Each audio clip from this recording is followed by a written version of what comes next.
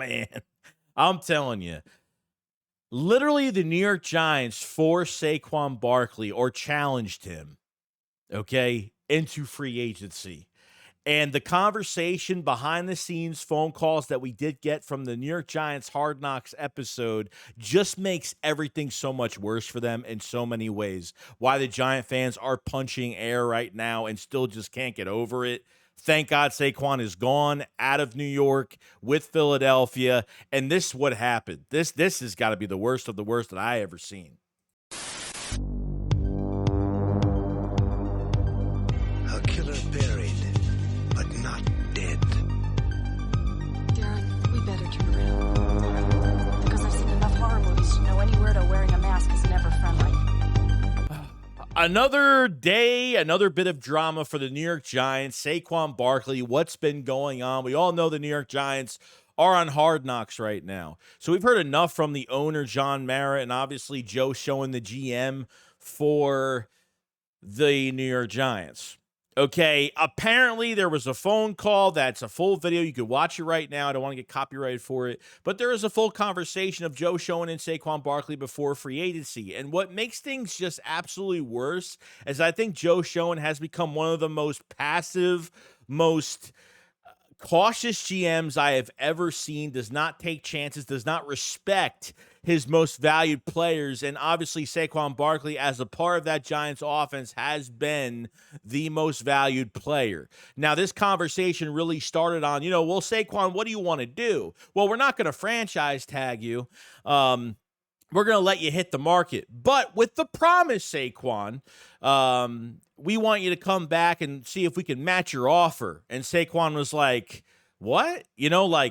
Sir, you mean you want me to circle back? After telling me that you want me to be a New York Giant for life? And this is what Joe Schoen said during this conversation. He said, I want you to be a New York Giant for life. I want you here. But telling a running back to hit the market, get an offer from another team, and then come back to us to try to match it is the most asinine thing I have ever heard coming from a GM that is supposed to value his top players and to keep the top players in the building. Okay, this is a guy that said that once running backs hit 27-year-olds, they're on the decline. Okay, and they signed a running back. Okay, they signed Devin Singletary that's turning 27 early September. So I think they say things because they don't know. They're being recorded, so they know they have to sound smart in what they're doing. But they probably should have kept this thing off the air of Hard Knocks and not. I mean, I don't think Saquon knew about this conversation. I don't think he even knew that this was being recorded at the time. So Saquon was kind of like really.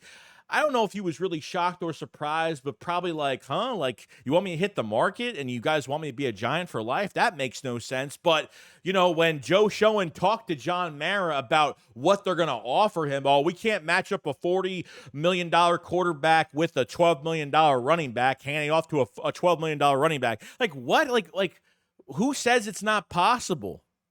The only reason Saquon has the injuries that he's had is because he's tackled way too much. He's touched way too much. Guy has no chance to make any moves to make guys miss. The Giants have not gotten a number one receiver. The Giants haven't built that offensive line to protect your franchise running back that was supposed to be there for his whole career. So this is their own poverty of building that team and where they're going. Brian DeBull, the offensive-minded coach, and when they got Mike Kafka and Wink Martindale, I thought it was one of the best coaching staffs I've seen. But I think what's failing that team right now is obviously that GM, because he just doesn't take chances. He won't just pay a guy just to pay him and try to work it out. And it's unbelievably disgusting, to be honest with you. What they offered Saquon Barkley this offseason, $7 million. $7 million. I'm talking, this is $1 million below DeAndre Swift, and DeAndre Swift got a little bit over $8 million the first 5 minutes into free agency. That's how bad it is right now. This is the first time the Eagles have acquired a player in a long time. A guy that's had 3 1,000-yard rushing yards, in 3 seasons, which is amazing. this is different for the Philadelphia Eagles now because they're not just getting a product guy that's good, but could be even better that gets that 1,000 yards first in his career. Miles Sanders had 1,000 yards in Philadelphia. DeAndre Swift never had 1,000 yards with Detroit and got 1,000 yards. Okay, rushing. Okay, with the Philadelphia Eagles. They acquire now a 3-down back that's getting paid $12 million a year for the next 2 years. The third year is an option year. Okay, now I think to put this on air was totally disgraceful. And not to make things worse, but the New York Giants actually did their top 100 Giants of all time, and they had the nerve to put Saquon on that list. Like, Saquon's not even with the team anymore, and they put him at like 99 or something like that, which I thought it was just ridiculous. Like not only do you disrespect the guy, I know Saquon said some nice things about it on social media. Like, he was probably more surprised than anything. But now with the Philadelphia Eagles, I mean, did Joe Schoen not think he was going to walk? I mean, Joe Schoen must have knew that he was going to walk. I think he wanted to make Saquon feel like they wanted him when they really knew they weren't going to afford him at $12 million. Yes, the Giants, the last few seasons, have met up with Saquon and offered him a couple contracts. But what stupid Giant fans don't realize is that these deals weren't $12 million fully guaranteed. Well, they offered him a $12 million contract. Yeah, that's incentive-based. That's the whole contract. $12 million and how much guaranteed? Saquon Barkley, now what, the third highest paid running back? I'm probably guessing right now. Christian McCaffrey got paid. Joe Mixon got paid. And now, Saquon Barkley got paid. So I think he's like the third highest or something. I could be wrong. But this is a really nice year for running backs to actually get their money. They don't get much. I mean, look, the perfect example of why these franchises don't pay running backs a lot of money is look, like, you'd rather have a rotation. You'd rather have a nice rotation with some mid-tier backs than pay one guy and put everything on one running back. I believe in the rotation, but I believe in, if you have a talent, you can't get rid of him. A.J. Brown's with the Philadelphia Eagles long-term. Devontae Smith's long-term. Okay, you don't let guys leave like that or hit the market close to the market. You want to keep these guys comfortable. You want to keep them getting paid and make them the highest paid or lowest paid, whatever the case may be of what the player wants. That's what you do. And it seems like the Giants just have no respect for Saquon Barkley. How can he respect that franchise?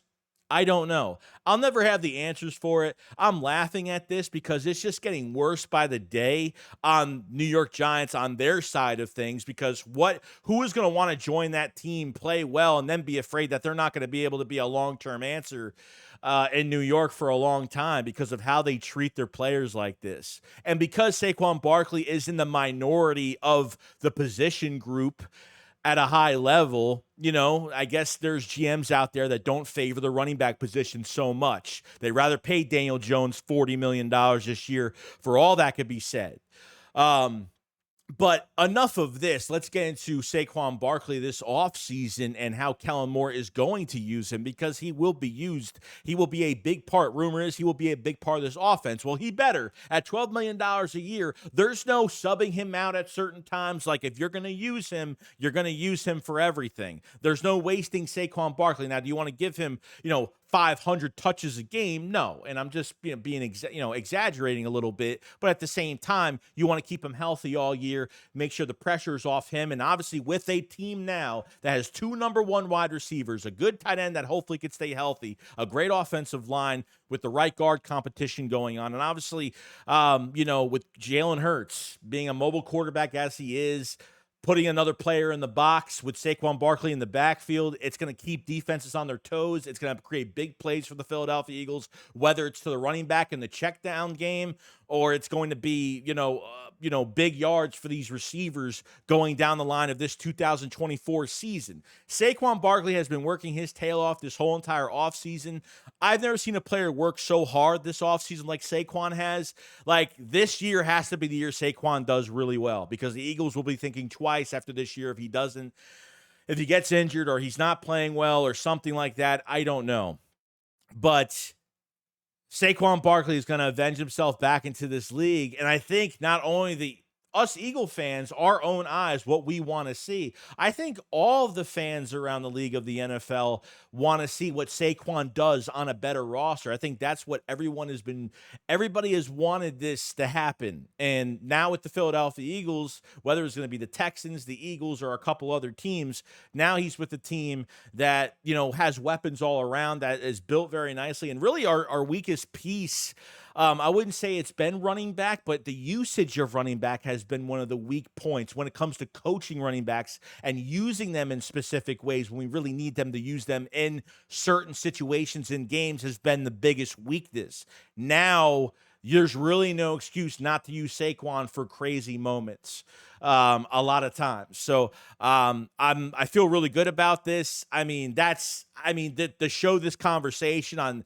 TV, on streaming service, that everybody finds out how poverty this franchise is and how they respect or disrespect some of their players as Saquon Barkley. Like it's the most toothpaste crap I've ever seen in my life. And I'm happy for Saquon being a Philadelphia Eagle, and I can't wait to see him play. So that's pretty much the news on Saquon Barkley. Joe showing their conversation.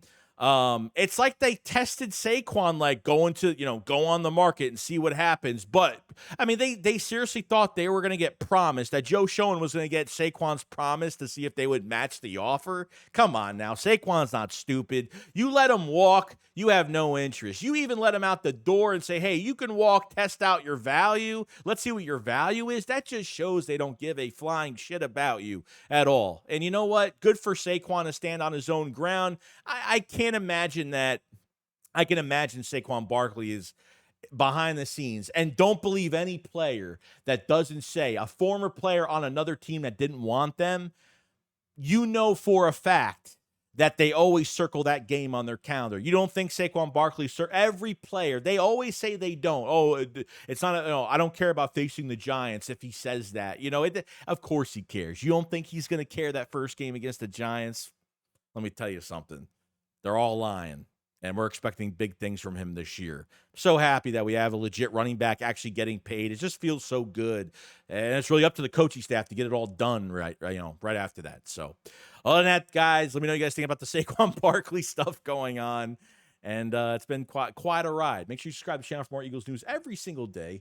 And if you guys haven't checked out the Philly Shakedown podcast merch, definitely check it out. We have sleeveless men's and women's t-shirts. We have a lot of merch out right now to 6XL sizes, black, white, Kelly green, and some merch and some other stuff too. And we have a big release of things coming out really soon.